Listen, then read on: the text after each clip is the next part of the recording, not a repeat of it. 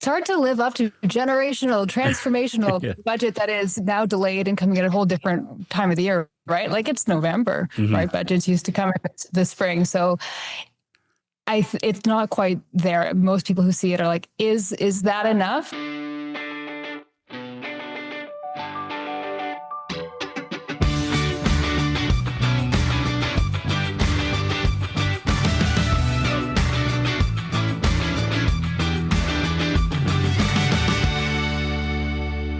Here we are back on Closer Look Thursday. One day closer to the weekend. That's good news. Woke up to some snow this morning. That was not good news. Yes, that was something. It was something. Not the word I was thinking of, but I digress. Okay, before we start, I want to thank everybody who reached out through social media, through emails, with some thanks on last night's show on dementia.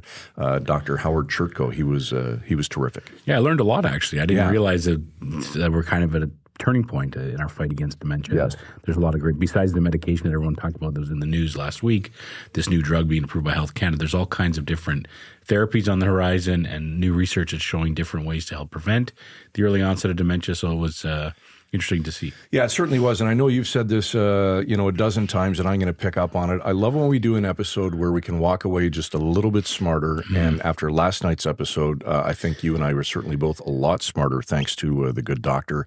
And tonight will be no exception where the federal budget is concerned. Absolutely. It's been a couple days since the federal government, Carney government, tabled their first budget. The dust is kind of settled. There's going to be a vote now. There's some machinations going on right now. We've heard some reports about potential confidence, some amendments to the budget that could be confidence motions. We're going to kind of break it all down with three of our great journalists who covered the tabling of the budget. Right.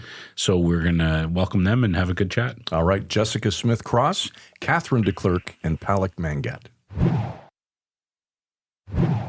Finance Minister François-Philippe Champagne unveiling the Carney government's first budget earlier this week. Lots of questions, analysis, and even a conservative crossing the floor. Here to break it all down, three of the best in the business who are in Ottawa covering it all for us. Jessica Smith-Cross, Editor-in-Chief at the Trillium, Catherine DeClercq, and Palak Mangat from Parliament Today. Guys, great work. I know it's been a whirlwind 48 hours, but good to see you.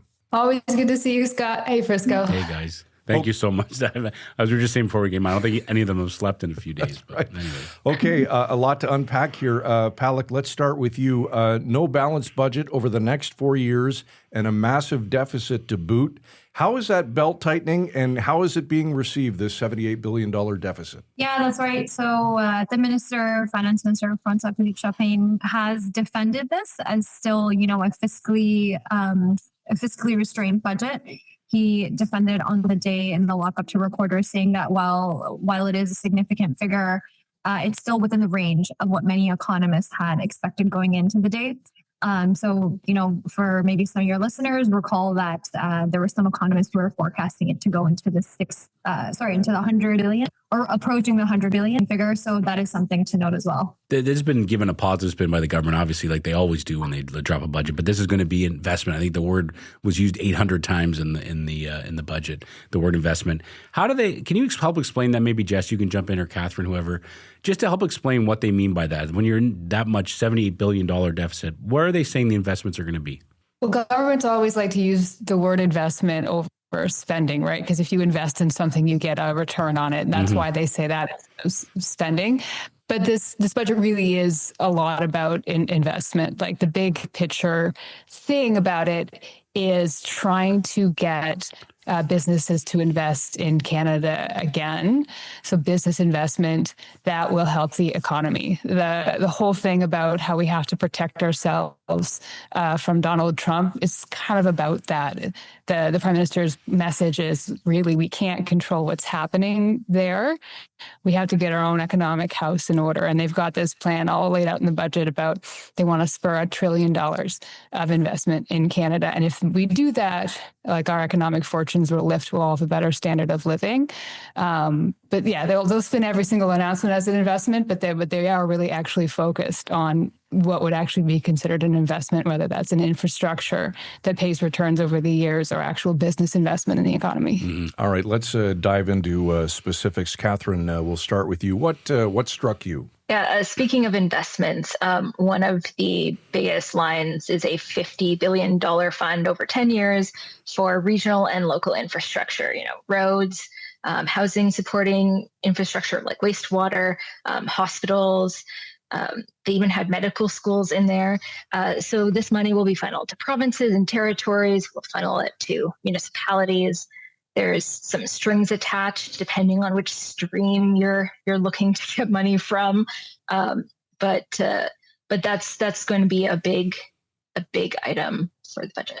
Catherine, do you have an idea how that'll actually work? I was wondering that too. Like, everyone's going to be applying for putting in different applications? Will the municipality actually have to apply to the province to get this funding? How will it work?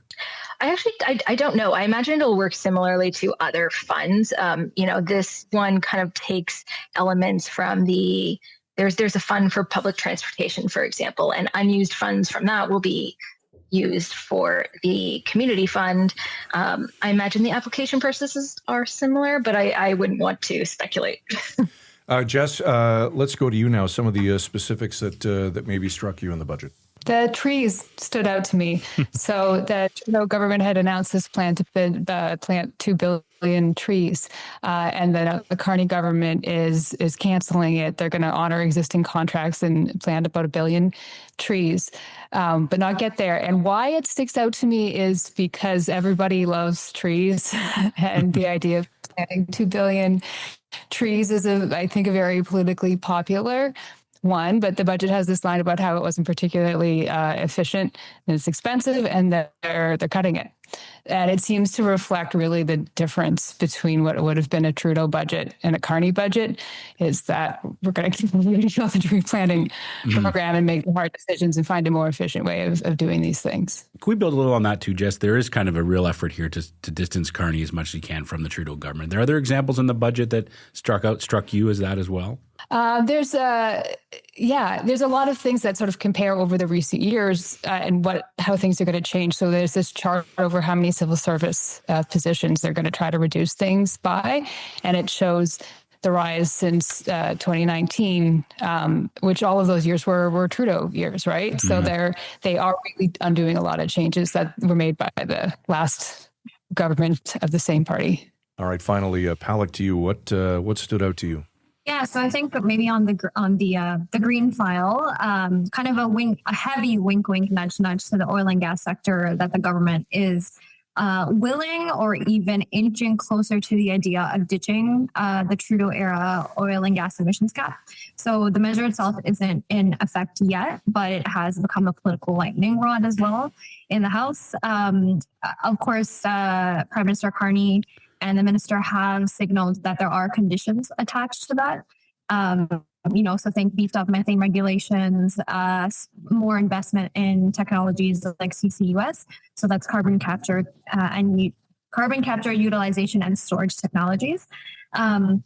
So that is something that has really stood up, and kind of going back to your previous question, it is a way to kind of put his own mark on the Liberal Party compared to the Trudeau era. Obviously, one of the things that everyone's talking about as well is the cut to the civil service that's coming. We've seen the charts where the numbers have really climbed in the last decade in terms of the number of civil servants that have been hired by Ottawa. It's grown larger than the population's grown. It's at that rate. Palak, just to bring people up to speed, what will these cuts look like? Yeah, so the government is forecasting about just under 40,000. So the government is hoping to kind of shed that amount, I believe, into 2029. Just double check that. So, the government is obviously, especially Ottawa area MPs, are kind of on the defensive and saying, and trying to kind of reassure some of their constituents that these cuts will be taken under a compassionate approach. They will be compassionate and not kind of made on an arbitrary basis. But again, how that unfolds moving forward at individual departments and agencies is kind of an open question right now. Jess, I'll go to you for a second. Another thing that stood out was the defense spending over the next 5 years. Yeah, $84 billion, I think it is. This is a commitment from Canada to start living up to its international commitments. Think about this in the context of Trump. One of the criticisms that he's levied at Canada is that we've sort of been hiding behind the U.S. and haven't felt the need to spend as much on defense as other countries do. And some folks would say he's not actually wrong about that one. So there've already been some announcements on this about, paying military members more. And they're also ramping up procurement. They're going to try to improve what they call Canadian supply chains for defense, so that when they're spending this $84 billion, more of it can be spent in Canada to benefit our economy. And they're going to try to set up a new agency to get better at doing defense procurement altogether. Jess, so how much of this budget plan is one to defend Canada from Donald Trump's trade aggressions? I would say pretty much everything. They never mention Trump by name, but they do go on this extended sort of explanation about having to rewire the economy in the face of his sort of transactional presidency. So everything they talk about, every measure seems to tie back to that. This sort of the civil service cuts, right? That's part of a plan to spend less on programs, spend more on things that would be termed investment, sort of like we talked about at the beginning of this. All of that's all about getting Canada's economy on a sure footing, because we can't depend on what the man down there in the White House is doing, right? So they talks about fixing the economy's longstanding problems, trying to boost this longstanding lagging productivity, trying to diversify trade relationships away from the US, doing everything we can do to help Canada's economy be okay in the coming years, because we cannot control him. Obviously, adding to the drama of the whole budget, Palak, was the fact that a Conservative MP crossed the floor. Yeah. It's a pretty big political moment for Carney as well, on top of the budget. Did that surprise you, and what's the effect of that been? I'm not sure if it really surprised a lot of people. There were kind of rumors that floor crossing could occur. This is one MP, Nova Scotia MP Chris D'Entremont. So I think, whereas going into the budget before his departure was confirmed, all eyes were, or all sort of the chatter on the Hill, a lot of it was based on, the politics of will the budget pass, won't it? Obviously, Mr. D'Entremont leaving the Conservatives means that the Liberals now have gained one seat. So I believe they're 2 seats away from a majority. So that does put the Liberals a little bit more on sure footing to pass the budget. But again, they are still short of that. And the rumors are that those efforts are to recruit somebody else is still in the works. Yeah. Can we speak to that, whoever wants to chime in? Where are we at in that process? When will they actually vote on this budget, when we know that it'll pass? So right now they're discussing amendments and sub-amendments. Every political party is going to try to put their spin on the budget, try to get something that they wanted in there on the docket. So all of those need to be discussed before it passes. I'm not sure if that vote will happen at the end of this week, if it'll happen after next week's constituency week. But it's definitely something to watch, because every opposition party except for the NDP has said that they will vote against it without any changes.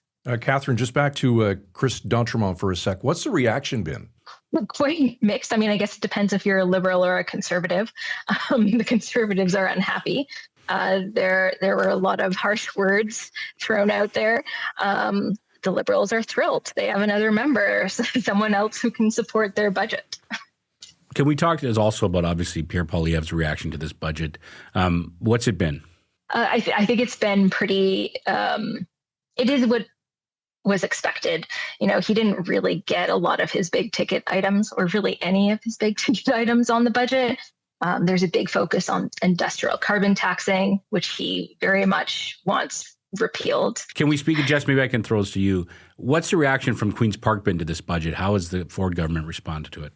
The Ontario Finance Minister, Peter Bethlenfalvy, came out saying that he was underwhelmed, that this wasn't very transformational as it had been billed. And Ontario is a little upset about not seeing some of its priority things in there. So that's Ring of Fire development and the 401 tunnel, which there's been no commitment to. The federal government has, under Carney, said that it is on board with the Ring of Fire generally, but there was no specific commitment here in the budget, which they would have loved to see in Ontario. Can I ask you guys all three a behind the scenes question? Obviously, we know how these budgets happen. You're in a lockup during the day, but there's always hype about a budget, whether it's the provincial budget, the federal budget. It's always a big day, but there was a lot of extra hype about this one, right? Because it was Carney's first, because the world is changing, as they so often told us. Was there a different feeling in there, and do you think it lived up? I can start with you, Jess. Do you think it lived up to that sense of hype that was coming? It's hard to live up to a generational, transformational budget that is now delayed and coming at a whole different time of the year, right? Like it's November, right? Budgets used to come in the spring. So it's not quite there. Most people who see it are like, is that enough? But in the way that the budget's presented, it's not always immediately clear exactly what will come from it. It's a huge document full of a lot of words, and just how the government follows up on it and what happens next can really depend. So it may end up being more transformational than everyone expects today, but we don't know that yet. Catherine, can I ask you the same question? You're a veteran of this. What was there a difference this time around? I think one thing with a budget being one of investment is that, to Jess's point, I don't think you'll really see the results for a decade. We're putting all of this money into defense. We're putting all this money into infrastructure, looking to connect more with private entities, private companies, bring in more money, more business. And that's not something that's going to happen in a year, 2 years, even, a 4-year term. So I think a lot from the budget was what was expected, a lot of the same vernacular that Prime Minister Mark Carney has been using for the last couple of months. It's just, we'll wait and see if it makes a difference. For sure. Palak, we'll let you chime in on that too. Yeah, I think I agree with my colleagues. The jury is still out. It may be out for a while. And I think that's, also kind of expected, given that the Carney government is hoping to spur, I think the figure was $1 trillion. I don't recall the timeline, but that's not chump change that you can bring up, in a matter of days or months. Guys, I know your plates are full and we've taken more of your time than we likely should have. But before we let you go, is there anything that we didn't cover tonight that we should have? Jess, I'll start with you. We didn't talk about the finance minister's new shoes. That's okay. We'll skip that. Do we know how that started, that tradition? I don't know. It's kind of endearing, but yeah. Was he working out in the morning? Did I see a photo of him going to the gym that morning? Is that a new trend too? If you look at the Globe's coverage had a photo of the finance minister like stretching at the gym. Not a trend that either one of us has started. That's a different look. Yeah, I'm sure you'll all go check out the Globe as soon as they hang up. Yeah, Catherine, do you? I was going to say we've been branching out provincially. They now do ties instead of shoes. Oh, all right. So our finance minister has quite a collection of yellow ties. Okay. All right. Fantastic. Palak, last word to you. Yeah, I think just to keep it on the pattern, on the trend of the shoes, Mr. Champagne did, this is obviously his first budget. He is a veteran Liberal cabinet minister under the Trudeau days as well. So I don't think in my young career I've seen anyone make their own shoes, but he did do kind of a whole photo op around making the shoes. So maybe that's what Frisco caught on the Globe. Well, see, it's all about cutbacks. Make your own shoes. It's cheaper. I've been doing that for years. There's Jessica Smith-Cross, Catherine DeClercq, and Palak Mangat, three in the best of the business. Guys, as always, great to see you, and thanks for this. Thanks. Always good to see you. Thanks. The first time that I remember the finance minister buying new shoes was Michael Wilson. Do you remember him? No. I can't remember who he served under years ago. But I kept thinking, what do new shoes have to do with? What color shoes did he buy? Do you remember that? They typically always will buy black, right? Because they're wearing, a darker suit. But. And the symbol is supposed to be that they're helping to, spur the economy, move it along, spend some money, buy a pair of shoes, just for a great photo. But I'm sure that there's I don't know if it's from the government photographer that took it, but it's him working out in the morning. He went to his morning workout, went to a caucus meeting, and then delivered the budget. That's what we need to do. Yeah, I know, to hit the morning gym. Workout before we hit the gym. These documents, They sometimes go over my head. Like, I'm not going to read through a 493-page budget. Is that how many pages? Yeah. But I have to say the coverage has been excellent, not just at the Trillium and at Parliament today, but across the board. It's been really interesting. Yeah. There's a lot of strong voices in Canada who understand this stuff better than I do. And, as Jess brought up, there is that fine line between the spin, right, between spending and investing, right? And some of the argument is that we didn't get into this, but that, the Liberal government under Trudeau invested for 10 years too, and it didn't reap the benefits they were hoping that it brought. So how is this going to be any different? That's one of the big questions going forward. It will be interesting to see whether this could – you're hearing the chatter about triggering another election, that this could be a non-confidence vote. I am no expert in this, but I would be shocked if the Conservatives sent us back to the polls. It certainly would not be a very popular move. No. I wouldn't think. I just can't imagine. We feel like we've just had a provincial election, a federal election. I just don't know if there's an appetite for that. I don't know if that's again, I don't have the crystal ball and I'm not an expert. Yeah, I can't wait to see if two more will cross the floor. Could you imagine? Yeah. Well, the MP who crossed kind of made it seem like there's some other people who are frustrated, and it's this happened with Trudeau too. There were people inside who were frustrated, and there have been voices in the Conservative Party speaking out in recent weeks. Former staffers to Stephen Harper have written columns about how they're not happy with the current state of the party, and that happens in politics. Not everyone's going to be on board with the leader. Now, when Trudeau went through the caucus revolt late in his tenure, nobody crossed the floor, though, right? I don't remember it. I don't believe so. No. That's a pretty bold move. Someone's going to write us and tell, but I don't remember. I don't remember that happening.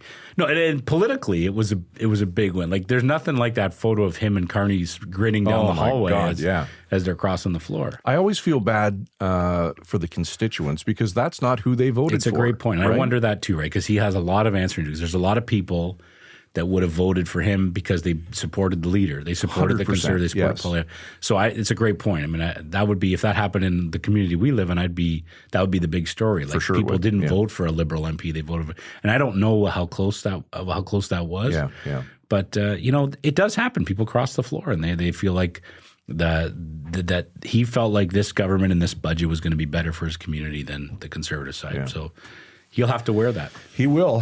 Certainly some interesting days ahead to see how this all unfolds.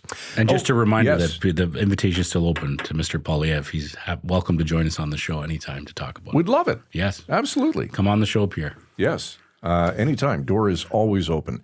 Closer look at villagemedia.ca, Pierre, if you want to reach out. That's our email address.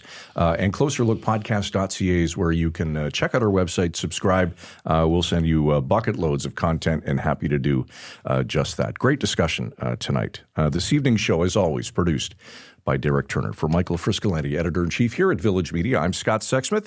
Thanks for your time this evening. We truly appreciate it. Let's do it again tomorrow night at 7, right here on Closer Look.